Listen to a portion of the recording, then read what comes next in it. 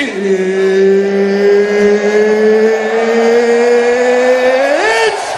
time! It's time. Welcome in.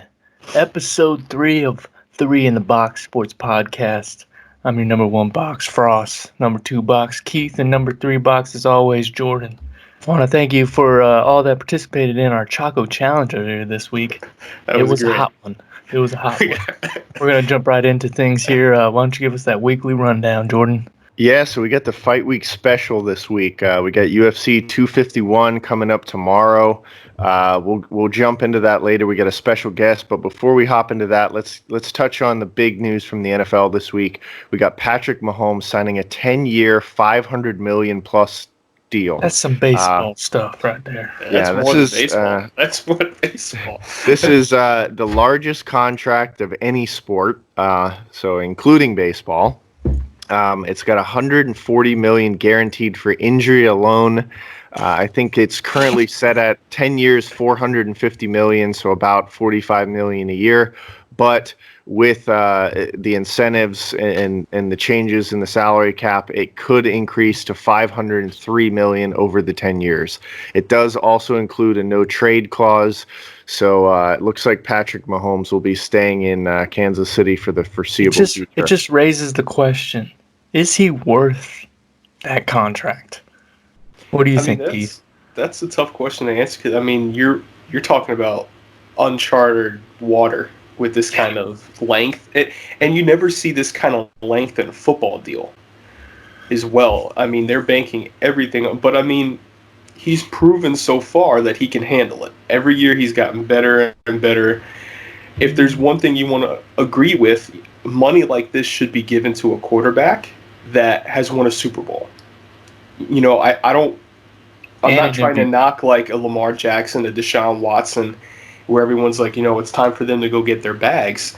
But the only thing is, I'm not paying guys this kind of money unless you have a ring on your finger and you have taken the team there. I mean, Mahomes this is still a lot to prove, because in a 10-year deal, you're basically asking, we want a minimum 5 Super Bowls. Oh yeah, you're trying to build a dynasty. Yeah, people are already saying that. This is like when it's all said and done, people deal. are saying that Patrick Mahomes will go down as the greatest of all time. That's what people are saying. It's possible. I mean, still that mantle is going to belong to Brady. You know, as hard as that is, there's so many great quarterbacks out there that have played the game. But I mean, it's unreal. I mean, and the thing is, he's not really hurting the cap. Because you got to think, 4 or 5 years down the road with the cap going up, $45 million, it's probably not even going to hurt the team that bad. Yeah. Well, I think the difference in his contract and contracts for those other guys is that they need other big pieces on their offense, whereas Mahomes has shown that he does not. I mean, they have Tyreek Hill. He'll get a mega payday. You know, they have Kelsey. But outside of that, what do the Chiefs really have? I mean, you had 4th-string receivers going for 250 yards in a game.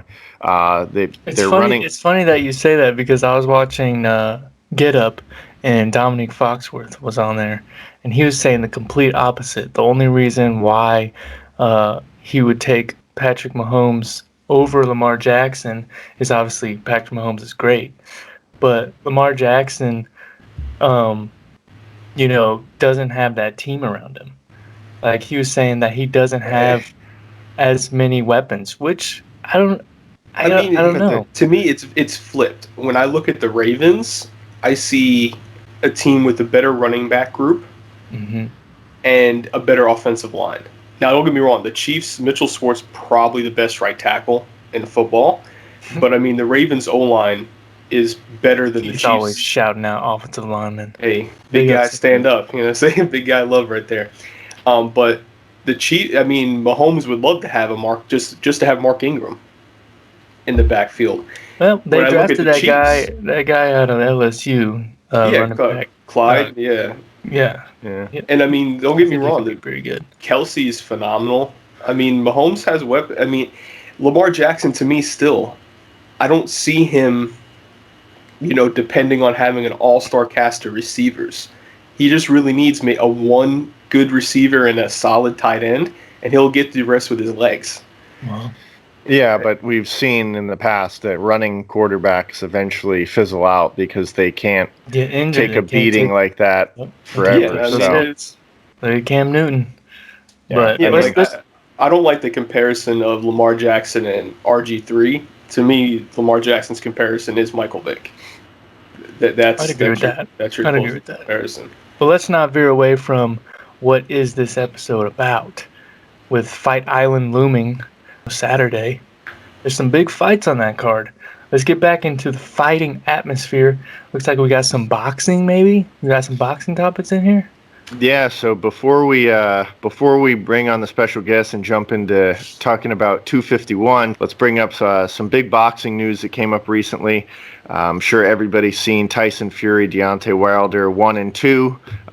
1 ending in a draw, 2 ending in a pretty substantial knockout from Tyson Fury. Gave Deontay Wilder's right. Gave Deontay Wilder his first loss, which he then blamed on wearing a 45-pound entrance costume, which is a little ridiculous, but that's a different story. It'd be interesting to see what he comes down to the ring in number 3. Yeah, I don't know if he'll even come out in a costume, but so part of their contract was that Deontay Wilder could exercise his rematch clause. So he immediately opted for the rematch, although Tyson Fury did not want it because he felt like his win in 2 was convincing enough. Regardless, they're scheduled for December 19th to fight the third and final bout in their trilogy. Possibly bigger news, as long as Tyson Fury can overcome Wilder, is that Tyson Fury and Anthony Joshua have agreed to 2 bouts in 2021. I think both fighters have a couple mandatory fights that they have to take care of before that. Kind of interesting how boxing works like that. You have these one-off mandatory fights with relatively unknown fighters that you have to take care of before your big fights. But we should get to see a unification bout for all the heavyweight titles. Little different than UFC. Boxing has about 16 different heavyweight titles. That's an exaggeration, but we should see those unified in 2021. Yeah, I mean, I'm more of a UFC guy than a boxing. Not to cut you off, Keith, but those are, when it comes to boxing, you look at those notable matchups, and those are like prime time matchups. The Fury and the Wilders to go for fight number 3.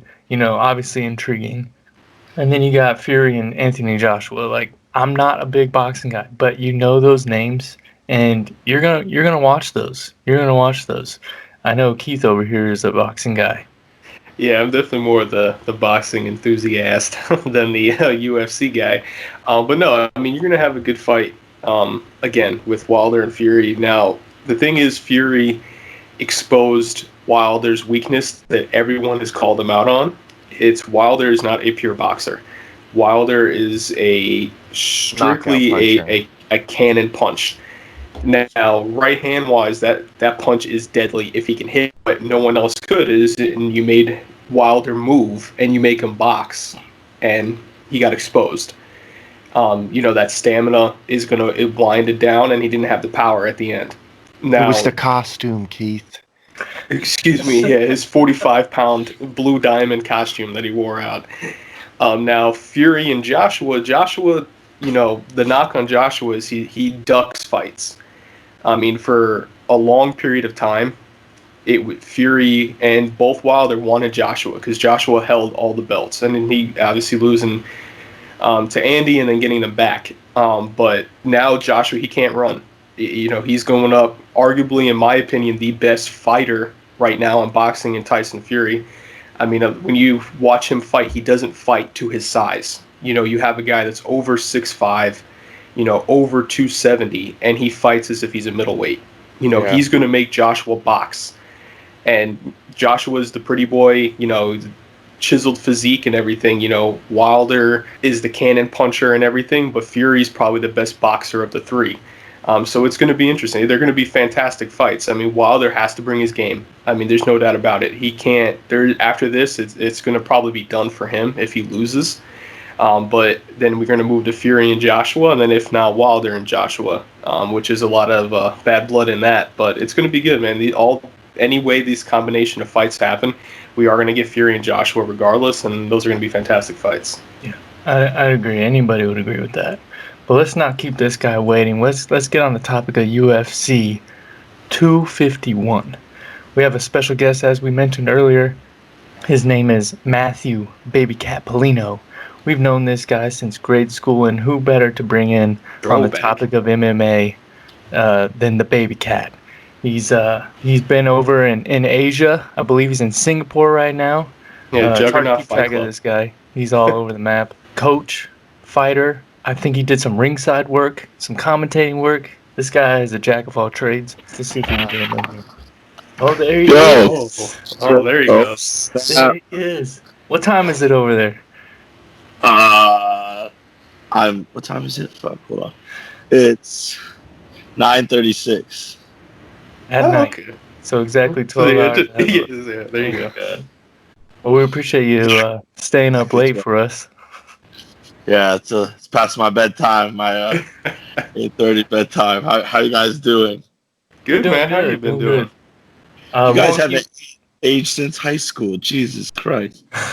Nah, man. Got some facial hair, I mean. Yeah. Not the baby faces anymore, but I would say you look exactly the same as well. Yeah.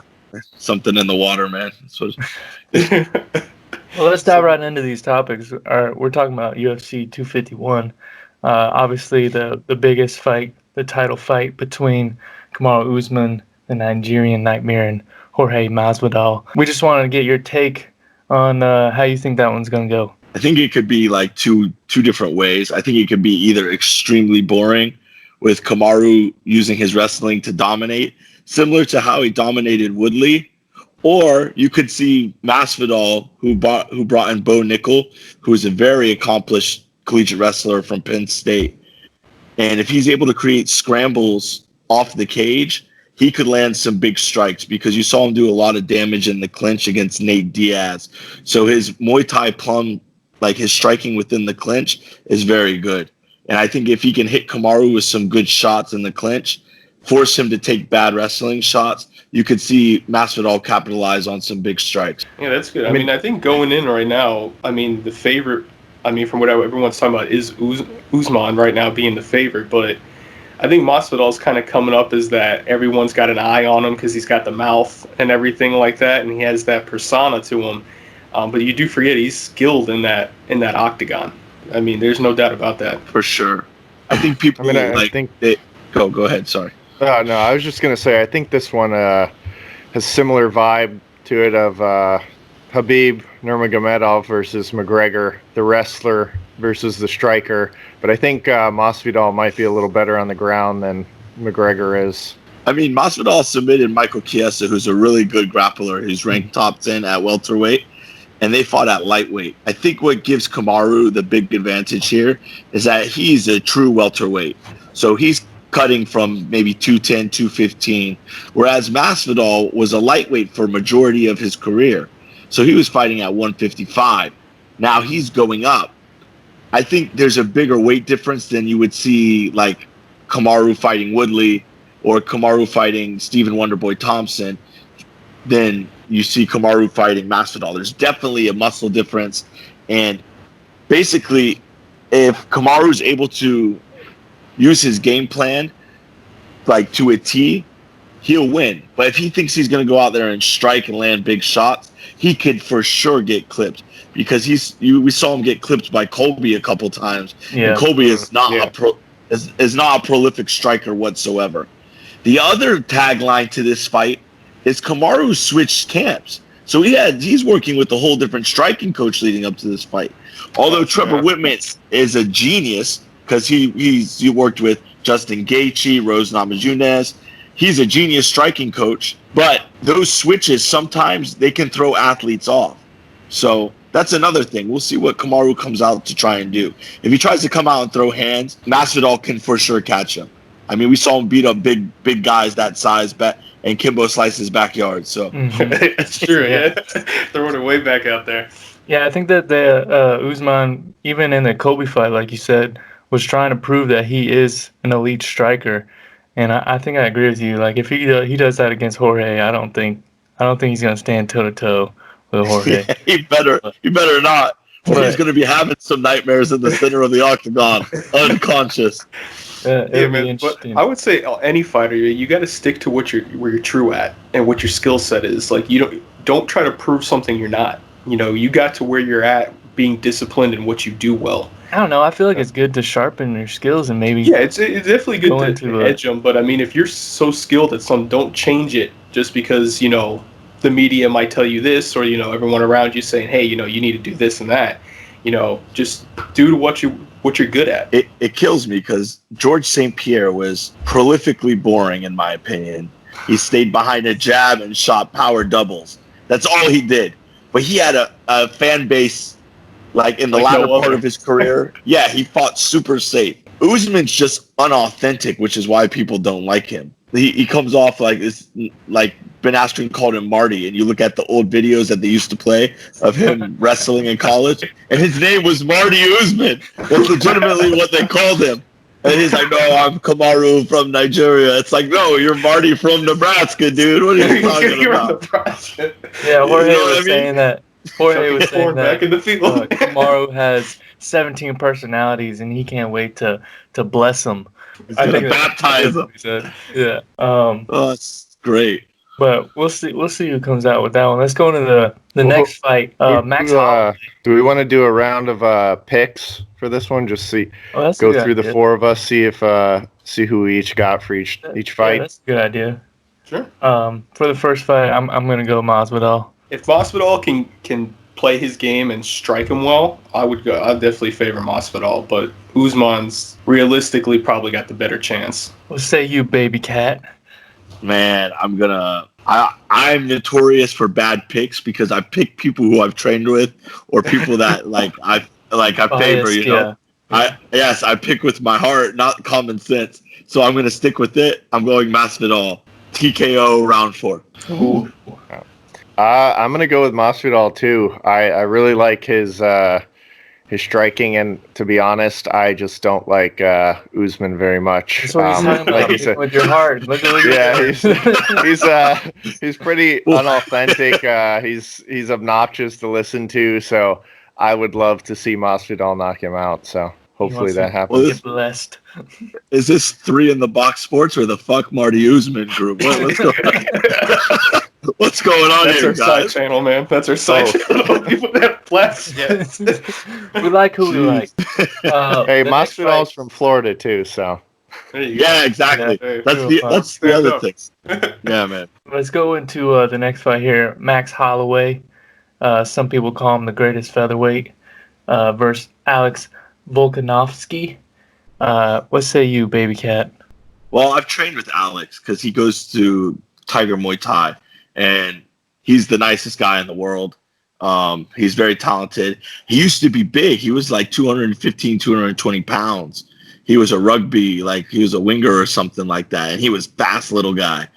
But he, super nice guy. He's strong everywhere. The thing with Alex that's very impressive is that he makes good guys look bad. Like you saw him fight Jose Aldo. He just made Jose Aldo look a whole class like different. He was just in a whole different like class of his own when he fought him.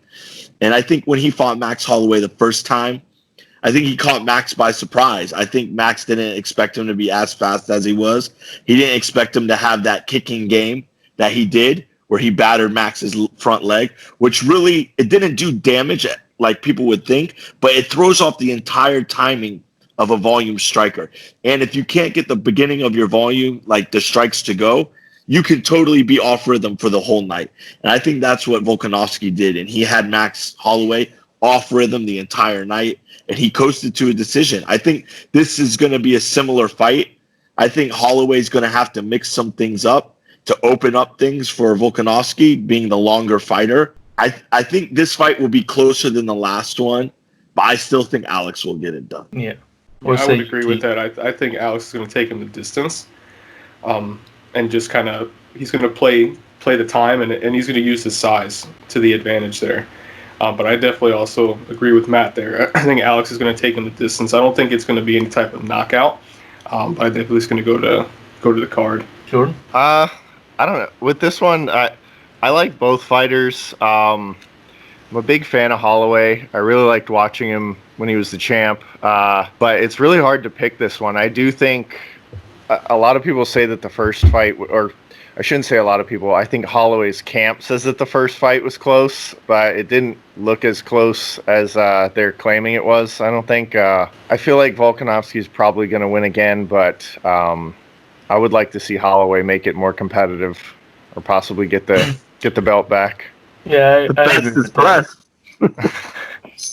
I agree with that. I like Max, but I think Alex is going to win again. Let's just jump into the next fight. We got Peter Yan versus Jose Aldo for the bantamweight. What say you, baby cat? Peter Yan is going to knock him out. He's going to knock him unconscious within the first 2 rounds. Not even a close fight. Oh, wow. Not even Man, close. I think Peter. go ahead. No, go ahead. What were you going to say? I was going to say, so you think right now the odds on that fight is Peter Yan's a favorite, but not by a ton. It's minus 240 plus 200. So you think it's a lot worse than that? It should be. Peter Yan should be minus 2,000. That's man. I'm just gonna be completely honest. So like, Peter also trains at Tiger Muay Thai as well in Phuket. So I've been in the room with him, and the humidity is very similar to Florida. So it's not like one of those gyms where you're doing the training indoors. The training is outdoors on a huge wrestling mat. So the humidity is horrible. So we go into these wrestling practices, and like there's Tai Tuivasa, all like Mark Hunt, like a lot of the Kiwis. Dan Hooker used to train there. Israel Adesanya trained there for a bit. And you have all these big guys training there, and you're wrestling. And then at the end of practice, you see Peter Yan throw on a freaking oxidized trainer over his face, like one of those VO2 max. Yeah. And just jump rope for 30 minutes straight at a super high intensity speed. And you're just like, what the fuck is this guy made of? This guy is crazy. Siberian steel, bro. Peter Yan is no joke, bro. And he hits hard for his weight. He's got great boxing. I mean, he's had good fights, but in those fights, he's never been in trouble once. He's always been the more dominant on the feet, and he's Russian. They start wrestling like 3 months before they're even born. They're different breed over there. That's true, yeah. They're wrestling freaking grizzlies out of Siberia. They're like 10. I mean, he's not Chechenian or Dagestani but he's from the tundra, bro. This guy's crazy. He's a nice guy too, but he likes to learn. He's very adaptive, and his cardio is crazy. And one criticism Jose Aldo's had in past fights is that he fades after round. He fizzles out, yeah. And if he fizzles out a little bit against Peter Yan, he's getting slept. I just think Peter hits too hard. Unless he runs in. If Peter Yan breaks his foot in the cage and accidentally falls down and loses, that's the only way he loses this fight. I'd have to agree with that. I think Jose Aldo is losing it. Peter Yan is, like you said, just a different breed, and I don't know if he'll knock him out. It may be a TKO, but I mean we're definitely gonna watch for sure. What say you? Yeah, I mean I definitely agree. I think Yan brings a different dimension. You have a lot of power in a small package, and definitely, and it's not like he's stiff. His movements are very fluent, and from what I was also reading too, Yan is hard in the film room. You know, he studies everybody nonstop, and he made the comment. He's like, Aldo hasn't improved much since he's last seen him. So I mean, when you have comments like that, Jan's going in with a boatload of confidence, and he's got the skills to match it. Jordan, we might see another 13-second for Aldo. Yeah, I mean, I think Jan's gonna win. He's getting old. He's once the most dominant featherweight of all time, but I think he was like champion for like 9-10 years or something. But it just doesn't seem like he has it anymore. And he's cutting more weight. He's dropping down to 135. So yeah, I think this one's probably a pretty easy fight for Yan. I'd be surprised if it goes the full fight. I am so unanimous. It's crazy though, because like Jose Aldo is only 33 years old and he has all these fights, But like because he started at such a young age and he was at such a high level for such a long time, like people say like he's getting old. Like I think people start coming into their prime at this age, but you can only be so impressive. And when you're fighting top tier talent, with the exception of John Jones, who's been able to defeat the top tier guys consistently. I mean, even Max Holloway. Drug addiction, yeah. He's got to stay off the other stuff. But he likes cocaine and cocaine accessories. He loves driving. I mean, how old was Henry when he retired? Cejudo? I think he's like 30, 31, maybe. Yeah, so I mean, who cares? He fought at 125. My girlfriend weighs more than that. It's not even a real weight class. Vacated. He's like, no, you're gonna have to go fight with the women's division. Oh, he's 33, so he's the same age as Aldo. Yeah, so Aldo's just got a lot of wear on those tires. Massive. Cejudo could have kept fighting. He just, I don't know. He's super cringy anyway. He got laid for the first time and was like, "Yeah, this feels good. I need more of this." Oh man. Let's get into these main card non-title fights. A couple of girl fights here. We got Jessica versus Rose. What do you think about those? I hate that Rose cut her hair bald. She looks like that girl from that movie. I can't remember what it is, but she just G.I. Jane, Demi Moore. Is that what it is? I don't know. She's Max Fury one. Is that what it is? Maybe that one. Yeah. Oh yeah, Charlize Theron. Yeah, maybe. I think, like, to be honest, I think that's a good fight. Andrade has great grappling. She got lucky in the last one. If Rose can keep it on the feet, and it's only a 3-round fight, if it stays on the feet, Rose should be able to pick her apart, maybe TKO or unanimous decision. It's a good fight. I mean, this one was supposed to happen a while back, the rematch, on the original Ferguson versus Khabib card. But when you look at the first fight that happened, that Andrade won the belt from Rose, I mean, she locked onto a Kimura trap. She held the Kimura trap and she slammed her on her head. I mean, anytime you pick someone 5 feet up in the air and drop them on their head, they're gonna get knocked out, you know. Yeah. I think that's a very that's the same kind of freak accident as like a Superman like kick off the cage. Like that shit doesn't happen again, you know. Like she's not gonna do that same thing, and if she does, she deserves to get dropped on her head. So I got Thug Rose probably by TKO in round 2. Yeah, I would definitely agree with that. I think Rose is going to be more physical. Keith, go the other way. You're agreeing with everything I said. I mean, it's hard to bet against it. You know what I mean?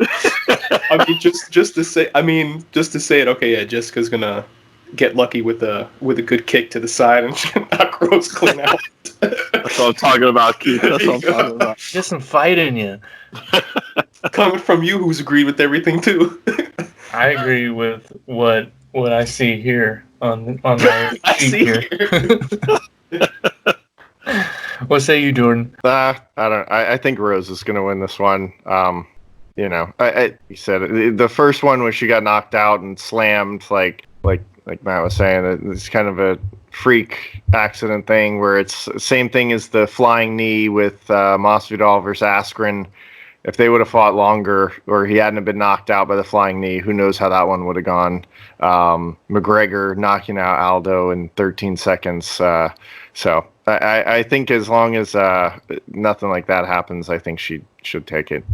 The crazy thing about those two, though, is that when you look at Conor backstage, he was timing that. He was setting up the hand the exact way he did it in the fight. Like, he was drilling that.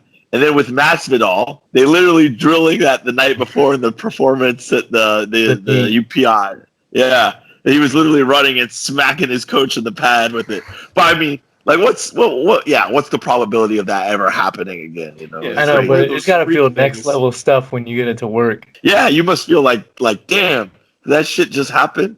I mean, sometimes when we're grappling in class, you know, you'll see a move that you want to drill that is probably way out there, and most people don't want to use it. For example, like inverted heel hooks and stuff that like you can get from a Eminari roll. You're like, oh, I'll never do it. You know, I'm fucking huge white guy. I'm not gonna roll between some fucking guy's legs, catch his heels. Next thing you know, you're in practice. You fucking catch the guy's heels, and you go, wow, that actually works. You know, it's that's crazy. But for it to work at like the highest level in front of like thousands of people and million people watching, yeah, and then you're getting like a bonus, $50K bonus. I mean, That's The awesome. incentives. I think man, both those guys, they had somewhat predictable. Like Masvidal knew that Askren striking is terrible, so he's going to go for the takedown if he charges at him, and I think that's exactly what happened. He just happened to knock him out, and then Aldo was so worked up from McGregor's shit talking for the past few months prior to the fight that he just charged at him. I think he wanted to kill him, and he ended up walking right into something that McGregor had planned, had been practicing.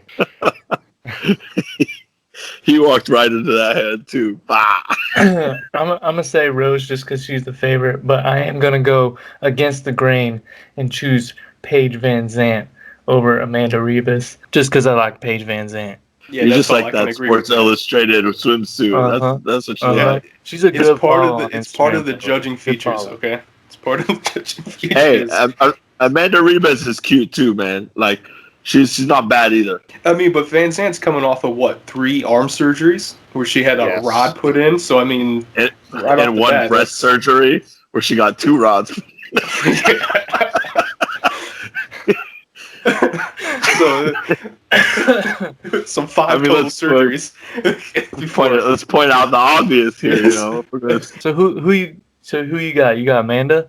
Yeah, I think Amanda Ribas. I think Paige Van Zant's got one foot out the door already. Yeah. Like when you talk about, I can make more money doing other things, modeling or something. Yeah. I mean, this girl lives in South America, so like I've seen Amanda Ribas fight as an amateur. Actually, when we took the Malaysian team out to Vegas for the EMOF World Championships, the first year they did it, they were doing it the same time as the UFC Expo. So the women's division, they had like 2 or 3 like divisions for the women, and Amanda won her division. She was good. So like right away, like people recognized she was a talent. So she's been fighting at a high level against like international competition for a long time. She's definitely ranked. She's well deserved to be ranked, and she'll pretty much. I mean, what's Paige Van Zant good at? Well, that's the thing. When you look at her fight career, it really doesn't hold much weight. When you really look at it, she became more of a face for the company than you think than her actual fighting skill. Yeah, she's just not talented enough. And like to get a high pro,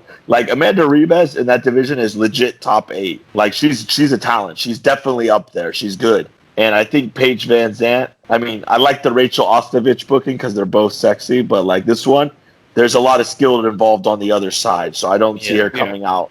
Yeah, that explains why it's so one-sided in the books for Vegas.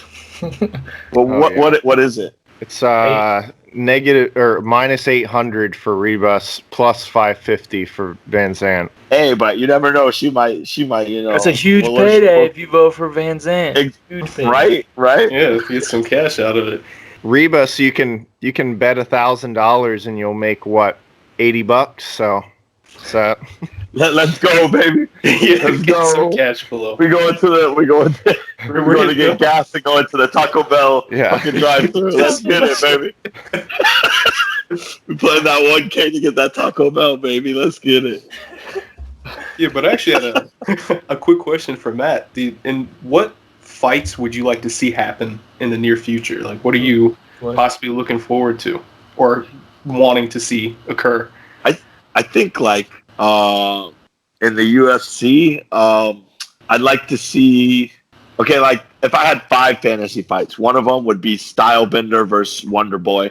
I think that's a sick fight. Israel Adesanya versus Stephen Thompson. Oh yeah. Stephen Thompson's already a big guy, and he's like he slept Robert Whittaker as well in the same round as Israel Adesanya, and I mean they're both counter strikers, so that'd be an interesting matchup. I think I just want to see it, you know.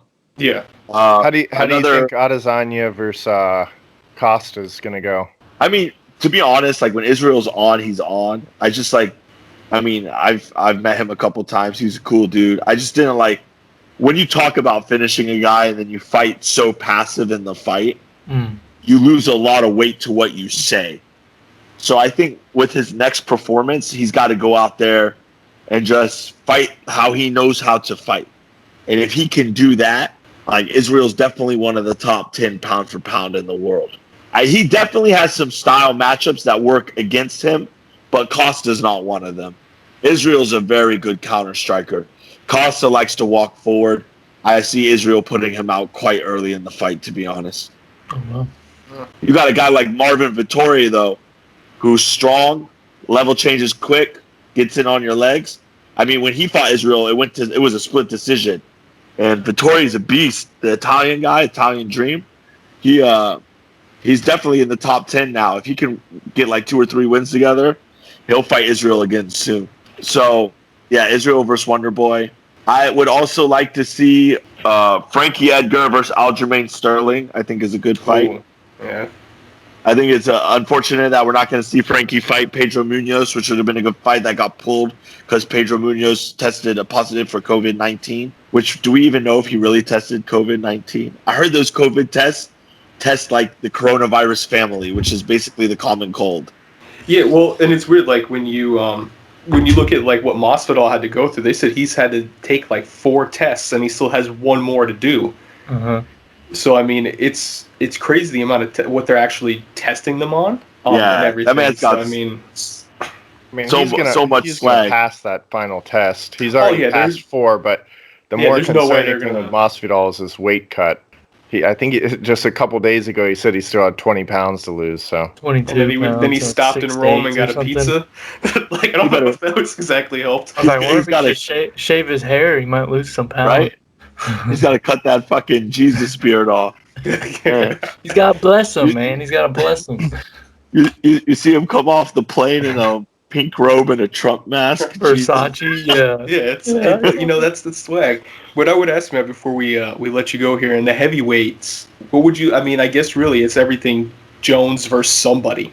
I guess at this point, that's light heavyweight. Heavyweights, Cormier. Well, let me phrase the heavyweight Ray. I mean, well, Jones will probably fight either of those. I mean, Jones can go up, but like you see Jones stylistically. I mean, look at his fights: Thiago Santos, Alexander Gustafsson, and Dominic Reyes. All those guys are long, tall fighters, and he's had trouble. Those are his closest fights at light heavyweight. So for him to go up, Francis Ngannou is a great fight for John Jones because the guy you don't know how much gas tank he has. If John can weather the storm and use his 84-inch reach to stay out of trouble in the first round, he could easily just like titty fuck around in the last 4 rounds and just play. I feel like if he just does 1 bump of coke, it would take him to that next level. He could beat anybody. Yeah, man. John Jones will just say that he's still pulsing from 2014 or whatever. Yeah, but Francis is a freak, man. Like, anytime you see that dude he's kind of like the Wilder of the UFC. Just that one punch and he's done. You feel bad for freaking Curtis Blades, who's actually done extremely well. He just beat Volkov, but he got fucking starched by Ngannou twice. So no matter what, after this fight, he's still not in line because Ngannou's before him. Hopefully the Stipe fight happens in August like they say it's going to happen. DC can retire, finally. No more crying memes. And then, we're good to go.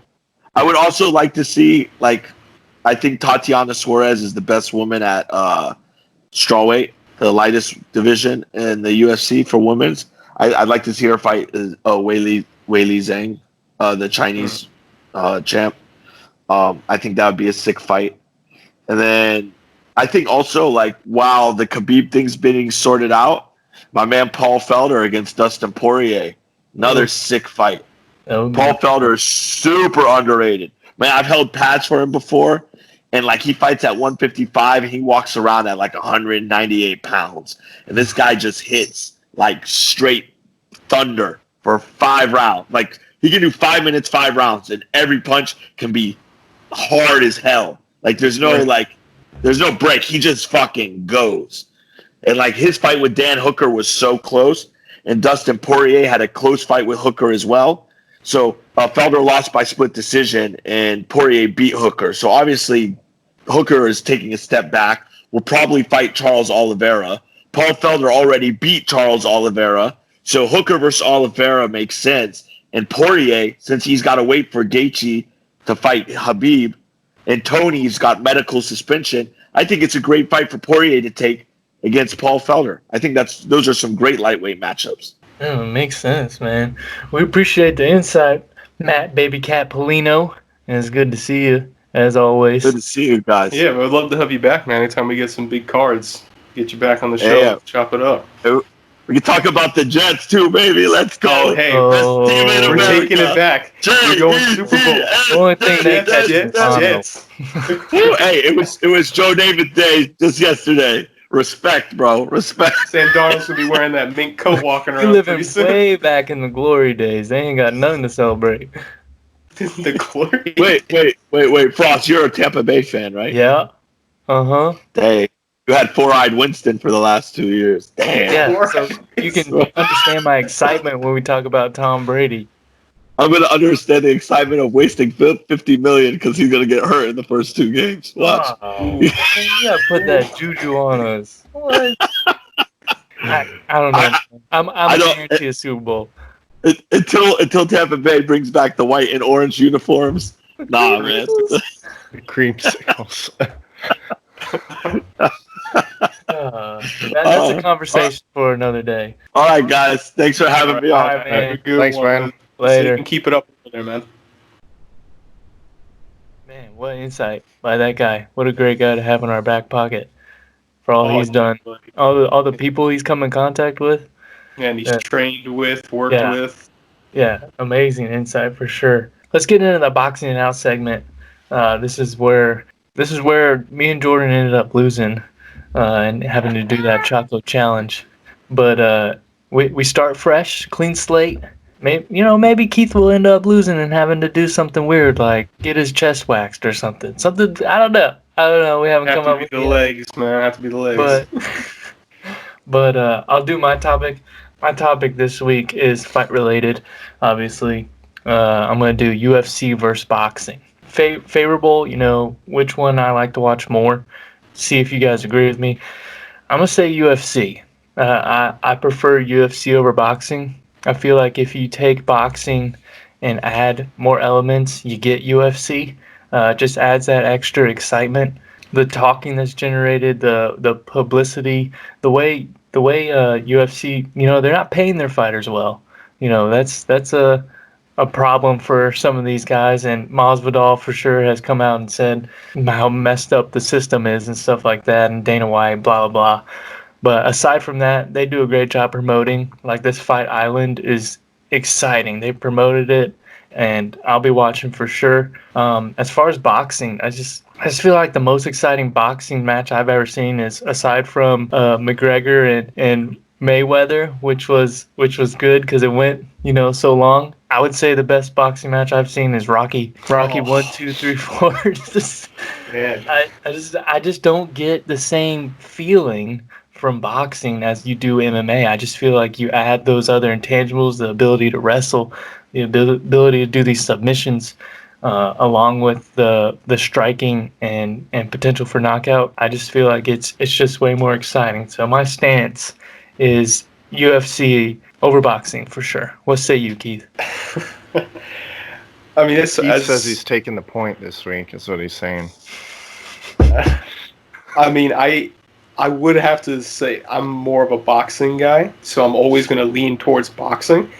But the UFC has the marketing advantage that boxing doesn't, because. But why? Why is that? Boxing has been around for... The UFC is technically their fighters work for an organization. In boxing, you're an independent contractor, if you're really going to break it down in that manner. It's a good comparison. So, I mean, in a boxing fight, they're called prize fighters for a reason. Like, these guys, when you want to watch a pure boxing fight, you're going to wait for the top guys. Mm-hmm. Now, some of the best boxing you're going to see is in juniors, or when these guys are in the Olympic boxing is fantastic. Wilder represented the USA, was great in that. I mean, overall, the majority of the world is leaning more towards the UFC because it's marketed better. They're on the TV. It's not really everything's pay-per-view with boxing. The UFC gave you on Spike TV. Now they're on ESPN. But boxing's getting there with HBO and everything shutting down their stuff. Tyson Fury signed with ESPN. So I mean, it's getting there. But if you're not a boxing purist, you're kind of lean more towards UFC. Not to cut you off, even aside from the marketing aspect, it's just, to me, MMA and the UFC It doesn't even have to be UFC. MMA in general is just more exciting to watch than boxing. you have more disciplines occurring at once. You can have someone who's in a striking position and all of a sudden immediately go to a grapple to the ground. Mm-hmm. I mean, in boxing, it's strictly, you're broken down by your southpaws. And then you have your power punchers versus your defensive boxers, where that's, Floyd Mayweather made famous. When you watch a Wilder fight, for everyone out there, you're waiting for that right hand to swing. That's what you're waiting for. In the UFC, you can, like what Matt was sitting on, you could have a Superman punch off the cage, or a backhanded kick and then randomly hit, and then the guy drops. So, I mean, you do have that aspect of excitement from there. So you're saying boxing? I mean, just from what I've grown up with, I'll always lean with boxing, but I mean, I won't disagree with saying the UFC is taking boxing in popularity. But I'm saying, as far as disagreeing with me, you're saying... Yes, I disagree with you. Okay. Yes. So, Jordan, what say you? UFC versus... Or MMA, versus boxing on the subject to UFC. I'm obviously going to go with MMA. It's a much more well-rounded sport. There's a reason why it is rapidly overtaking boxing in popularity, and that's because of what we've been talking about for the last 25 minutes. You can literally see someone pick someone up, slam them on their head, and knock them out cold, whereas 90% of boxing fights is two guys sitting there jabbing each other, occasionally throwing hooks, hugging it out, and then having to get separated. They break out the clinch just about every time, and so boxing is no doubt it is a very challenging sport, and it takes its own skill to master. Nobody is discrediting that they're athletes. They're no one should. I mean, when you're talking about some of the best fighters in the world, not anyone. Can do nobody's saying that, but I mean, you have great boxers in MMA. Stipe is a great boxer. McGregor, Masvidal is a great boxer. Poirier, Gaethje. But if they get into the technical realm of boxing, that's where you see the MMA fighters lose.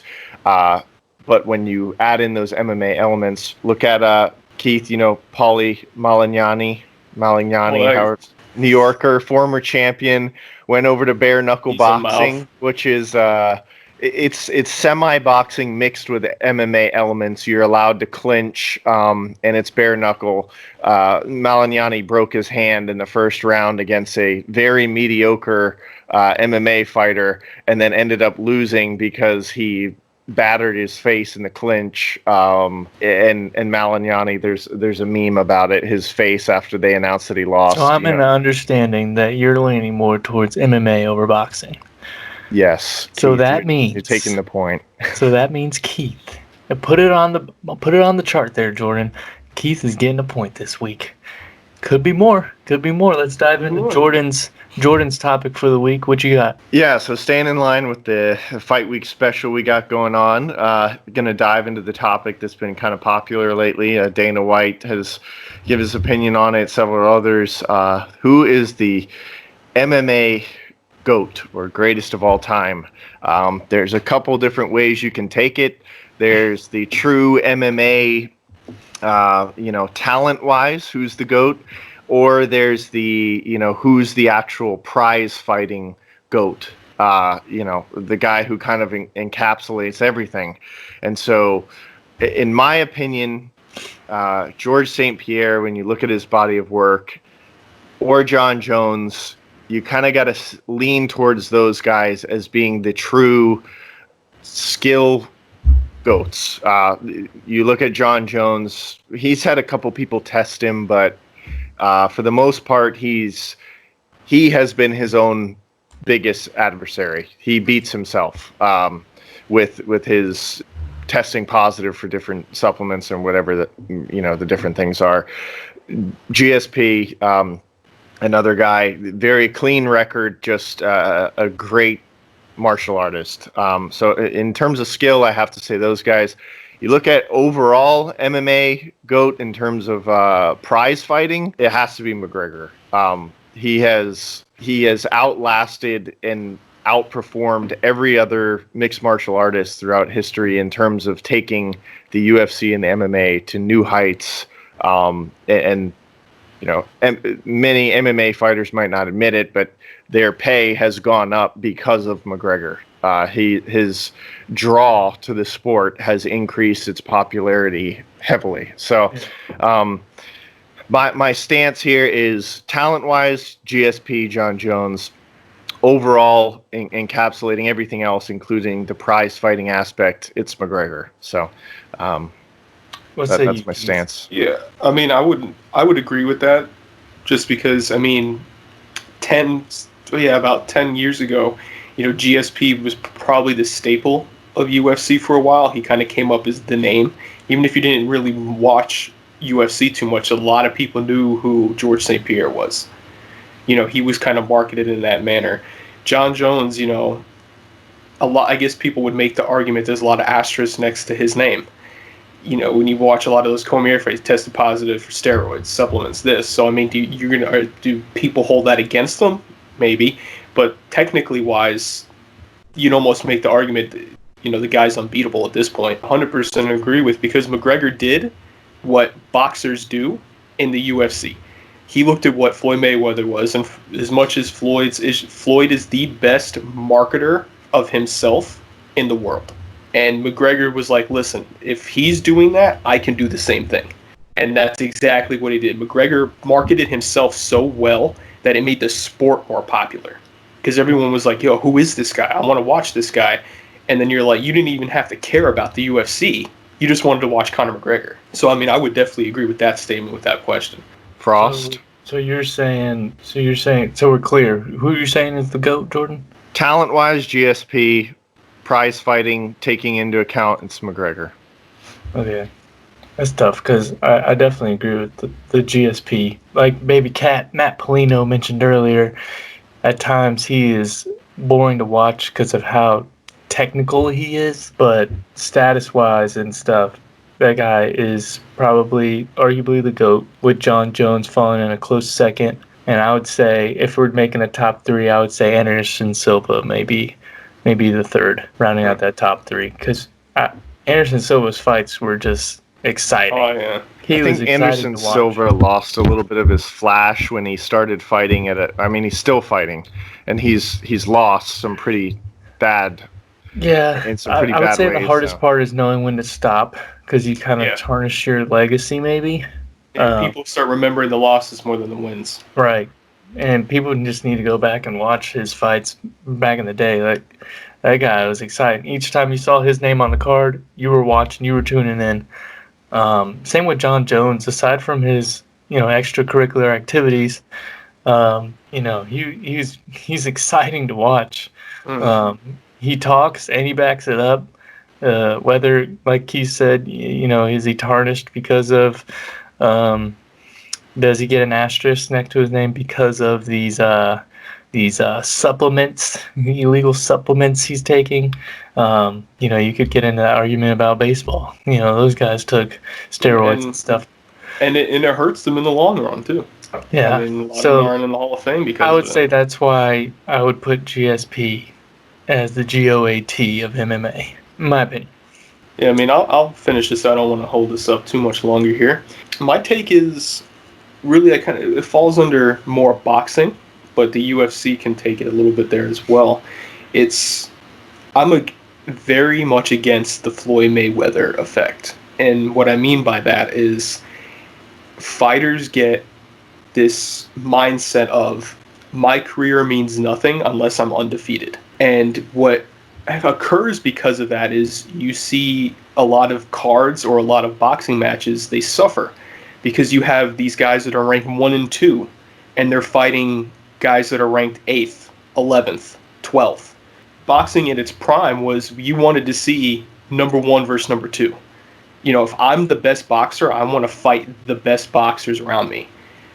I don't want to be fighting this guy who's just came out of amateurs because I don't want to take on, an Anthony Joshua. And you saw that a lot with Joshua. It was a lot of these, I'm being mandatory to fight this one. No one's stopping you from finding that contract to fight Wilder all those years. A lot of these guys have that mindset of, I want to finish my career 20-0, 30-0. They feel if they have a loss on their record, it tarnishes their legacy. And that's not necessarily true. Some of the best fights going back in history, you had, Ali and Frazier, Ali and Foreman. Those guys had losses on their record, but they will go down as the best boxers in the world. And I think, and a lot of that is because, especially now, it's Floyd Mayweather started that effect of, if you don't have a perfectly clean record, your legacy is tarnished. And the guy's got to get out of that mindset. You will succeed more financially, and I think in your history is if you're willing to always fight the top tier guys in your sport. Like, who doesn't want to have competition? So what's your stance there, Keith? My stance is, guys, is more in the boxing realm. We have to get back to top fighters fighting top fighters. No more of these mandatories. 1 fights 8, 2 is fighting 12, or randomly a 7. It's 1 needs to fight 2, 3, 4, or 5, so and that's how it needs to be. I'm just trying to be clear on what your argument is. My argument is we need to get away from top fighters not fighting top fighters.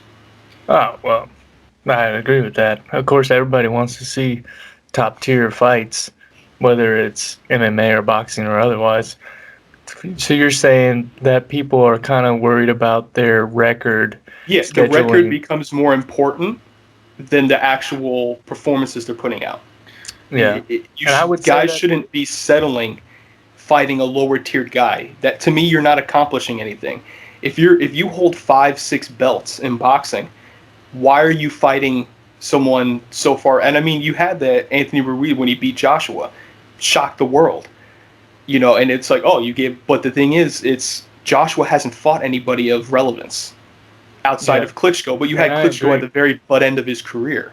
I agree, because not only that, it would help the sport. Nobody wants to tune in and watch a number 1 against a number 8. You look at Fury, Joshua, and Wilder, they're doing their best to carry an entire division, but people like that. Wilder's a mouth, Fury is fantastic on a camera, but no one wants to see Fury doing that against a nobody.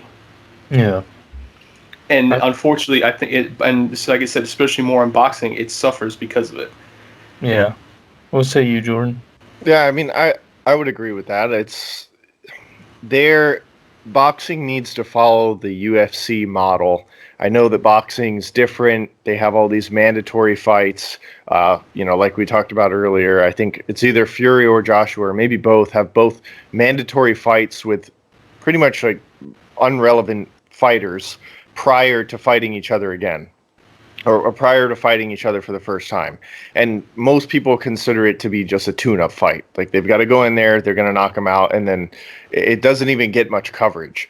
And I think that's part of the reason why boxing is dying right now, except for these big mega fighters, is because you look at the UFC model and they're promoting their fighters coming up. They don't pay them as much, but they're promoting them.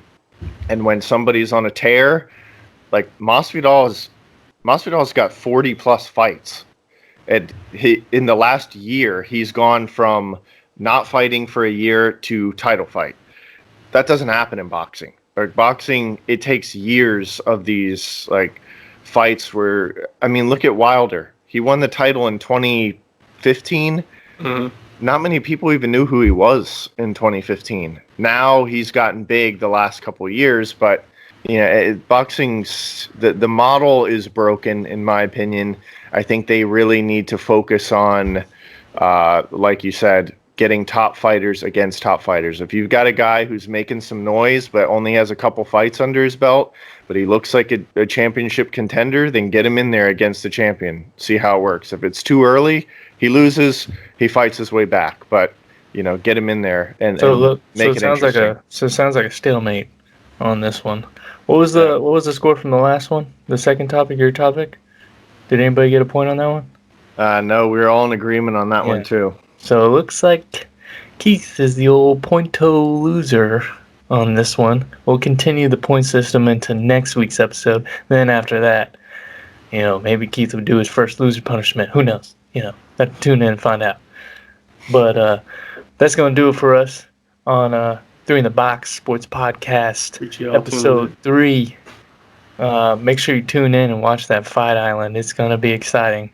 You know, we did our picks. Let's see if they pan out the way we think it's gonna happen.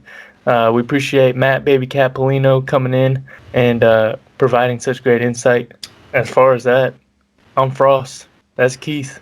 That's Jordan. Tune in next week.